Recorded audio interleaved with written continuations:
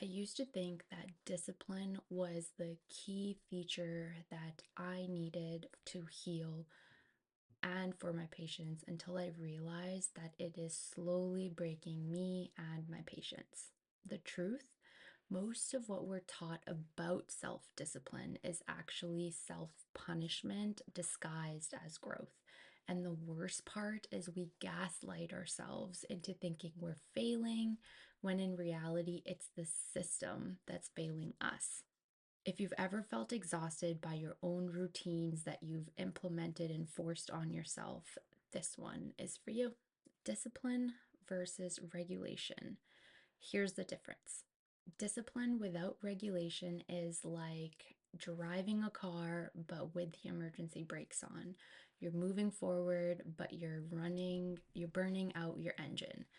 Your body feels tired, your mind is foggy, and yet you push forward anyway because society, influencers, other people have told you that this is what needs to be done for you to get your healing. Regulated discipline, on the other hand, listens to your signals. It listens to your body. When you get that urge to eat, you go and eat. You feel very fatigued. Instead of pushing through the fatigue or drinking coffee and pushing through it, you take the rest, you take a nap. You listen to your emotional triggers. When there's a bout of anger that rises within you, you listen to that signal and ask yourself, what is actually bothering me? You self regulate to try and figure out that signal. When you're super stressed out, instead of pushing through, you learn how to regulate your nervous system instead of just plowing through the stress and still getting through your to do list. And it moves with your system rather than against it. You aren't ignoring it to the point where more things start showing up and your body starts screaming at you louder.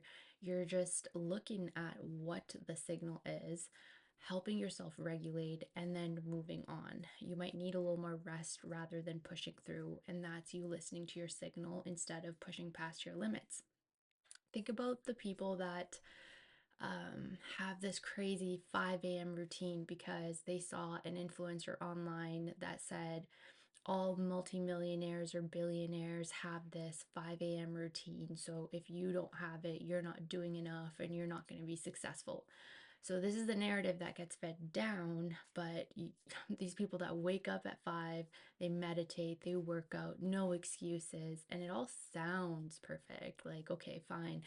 Somebody that's doing all that by that time when half of the world is still asleep, okay, maybe it sounds perfect, but until that person is still exhausted, they're even more anxious or they're more likely to get sick, that discipline goes rogue. Like you're not applying the discipline in the right places. And in traditional Chinese medicine terms, forcing qi against the natural flow leads to stagnation. And from a nervous system perspective, ignoring the signals keeps you trapped in sympathetic dominance rather than parasympathetic, where you're resting and digesting. So, this shows up more with chronic stress. You have shallow sleep, waking up around that witching hour of 2 to 3 a.m. window. You have low energy as soon as you wake up. Another way to think of this, and I love giving analogies out. So, picture your body as a flowing river. Discipline are the river banks of your river. If your river banks are too rigid, the water stagnates and it floods into that area. Being flexible, it nourishes everything downstream. And then don't even get me started on the modern wellness culture that glorifies exhaustion. If you're not tired enough, you're not working hard enough, push through it mentality, just one more hack that's going to fix all of your problems. And if you're following all these rules but still feeling drained, the message you get is it is your fault that you feel this way. And trust me, I've been there. I've tried every wellness trick, diet, cold plunge, 100 sorry, 10,000 steps a day that need to be done. You need this supplement for this thing. You need that supplement for this thing. You name it. And I was still so exhausted. And the more I forced myself, the worse I felt. I thought I was failing because I wasn't doing enough, but really I was listening to the wrong definition of discipline, of how to take care of myself, because that's what society has taught us. Your body is not failing, the rules are. If your self discipline is leaving you sick, anxious, exhausted, that's not weakness. That's your body screaming for regulation instead of one more hack trick that's going to fix everything. Now, let's talk about devotion to self versus self punishment. Devotion to yourself comes from love, comes from curiosity, comes from commitment to oneself, commitment to growth. You do the hard work because it aligns with your values, with your worth, with how you want to love yourself. And it doesn't come from a place because you feel guilty or unworthy of this devotion to self. Punishment, on the other hand, and self punishment comes from lower vibrational emotions that are either placed on you or you've taken them on after certain amount of experiences that have happened in your life up to this point. Punishment comes from shame, fear, social pressure that has been placed on you. You do the work to prove yourself to others for external validation and not to truly heal yourself. This is that performative healing that people do, spiritual bypassing that people do. Um, they're doing it to show others that they're doing it, but it's not from an actual genuine place that they want to heal within themselves. Think about meditation. So, one of these 5 a.m. people that someone meditates because it calms their mind and they see the results of meditation and how it benefits someone. There's that person. Then someone else that meditates because they feel guilty if they don't.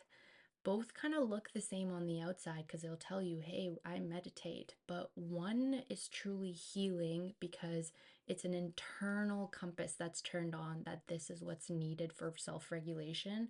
Whereas the other one is more performative because this is what they should do. And that one is actually harming you in the long run, even though it is a healthy task or a healthy coping mechanism that should only produce good results.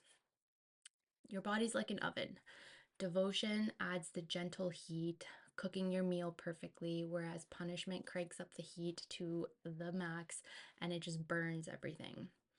In nervous system terms, punishment keeps you stuck in fight or flight.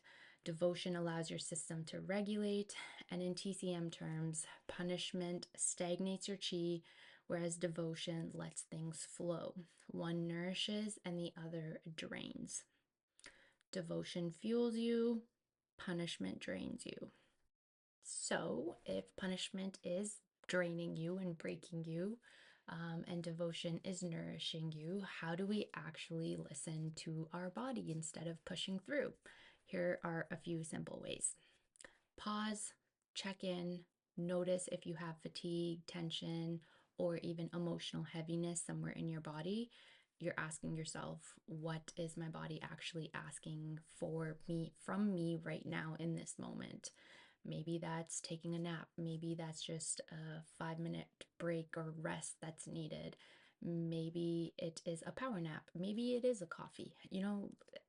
It's a devotion, practice, ritual to self regulate and self check in with this. Then honoring rest is the most underrated revolutionary act that you could do in this time and age. Rest isn't laziness, it's a signal that your body needs repair. It needs rest and digest. Your body needs repairing to do, and it can only do this when you take the time to rest your body. Even 5 to 10 minutes of mindful breathing, stretching, closing your eyes counts as rest. Rest doesn't need to be as productive as you can make it. Movement with intention, not obligation, is one. Gentle walks, light stretching, yoga. In this one, you want to choose movement that feels good, not what you think you should do. Listen to your body in what that needs. Track patterns.